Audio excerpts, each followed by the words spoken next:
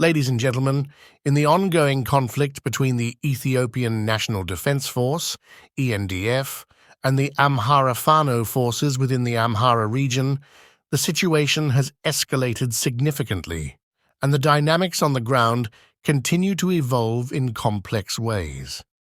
In this comprehensive update, we will delve into the latest developments and their implications. The intensity of the clashes has surged, with a growing number of areas being engulfed by the violence. Our information is drawn from Frontline reports, providing a real-time snapshot of the situation. One of the most noteworthy recent developments is the Amhara Fano forces' triumph over the ENDF and its allied groups in Belesa, Gondar. The aftermath of this battle is marked by significant casualties among the ENDF soldiers, and it's reported that numerous ENDF troops have lost their lives, while many others have suffered severe injuries. The death toll and injury count among the ENDF soldiers have raised concerns about the gravity of the conflict.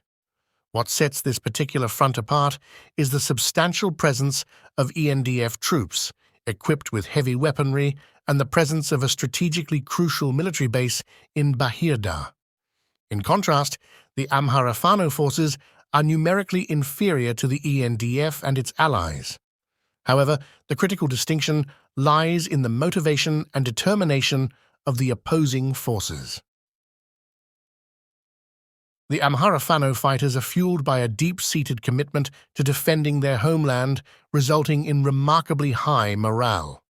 Conversely, ENDF soldiers are predominantly motivated by their professional duties, potentially making them more susceptible to surrendering or withdrawing when confronted with fierce and unwavering resistance. Reports emanating from the Belesa front reveal the extent of the losses sustained by the ENDF. Multiple sources confirm that a significant number of ENDF soldiers were killed and dozens more were left wounded during the intense clashes. Adding to the distressing narrative, there are reports of ENDF soldiers allegedly targeting and killing civilians in Maxinit, a town in Gondar situated near Belesa, after facing defeat in Belesa, Gondar. Such incidents raise humanitarian concerns and demand immediate attention. In addition to the intensifying conflict in the Belesa-Gondar region, there have been significant developments in other parts of the Amhara region, specifically near Ankober, Tama Bir in North Shua, and Mota in Gojam. In these areas, the Amhara Fano forces launched ambushes against a convoy comprising ENDF soldiers, Amhara militia, and Amhara police. These attacks have had profound implications for the ongoing conflict, as detailed in the following update. Near Ankober and Mota, the Amhara Fano forces executed ambushes on the convoy of ENDF soldiers and its allied units. These attacks resulted in the unfortunate loss of several ENDF soldiers and their allies. The intensity of these ambushes, as reported, inflicted heavy casualties on the ENDF, further emphasizing the gravity of the situation in these areas. To provide some geographical context, Mota is situated in Gojam along the A3 highway. It is important to note that in Gojam, the Amhara Fano forces maintain a formidable presence, making this front a significant battleground.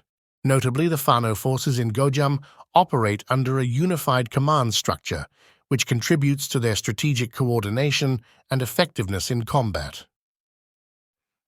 Furthermore, we have received reports indicating that several Amhara civilians have joined the ranks of the Fano forces on this front, actively participating in the conflict under the command of the Fano forces.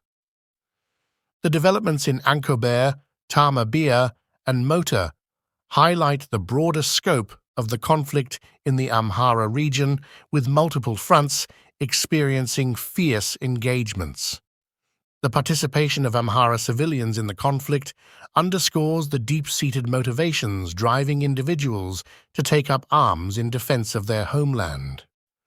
The situation in these areas remains dynamic and uncertain, with the conflict continuing to evolve rapidly. The impact of these ambushes on the overall trajectory of the conflict in the Amhara region is yet to be fully understood. Apart from this, a pivotal meeting recently took place involving Ethiopian diaspora leaders and officials from the United States State Department addressing the escalating situation in Ethiopia.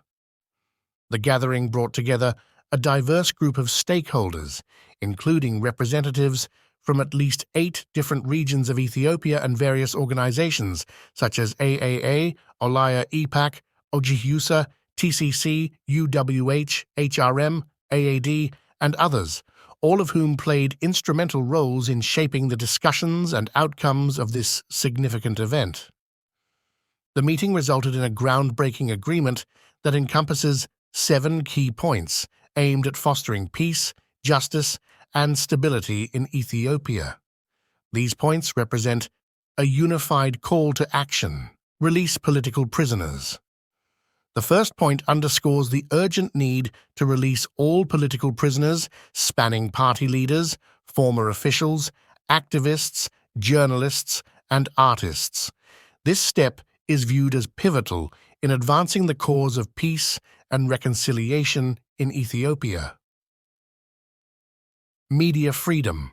The second point emphasizes the importance of safeguarding freedom of the press.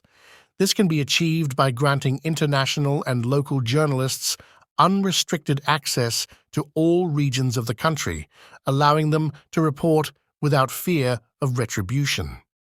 Such an environment fosters transparency and accountability. Freedom of speech and assembly. The third point highlights the necessity of preserving free speech, unhindered telecommunications, and internet access. This is a response to ongoing concerns throughout Ethiopia, including the Amhara region. Additionally, it calls for the safeguarding of the right to engage in peaceful protests without the fear of arrest or violence. Anti-corruption measures.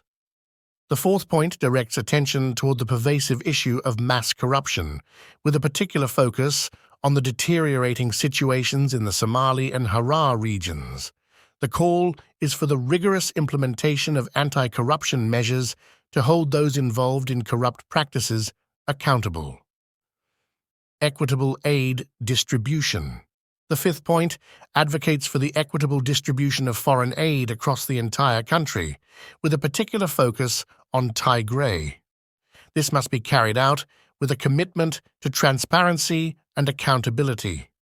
Furthermore, this point highlights the imperative of providing unhindered humanitarian assistance with a priority placed on vulnerable populations in need. National dialogue. The sixth point underlines the critical importance of initiating an inclusive national dialogue.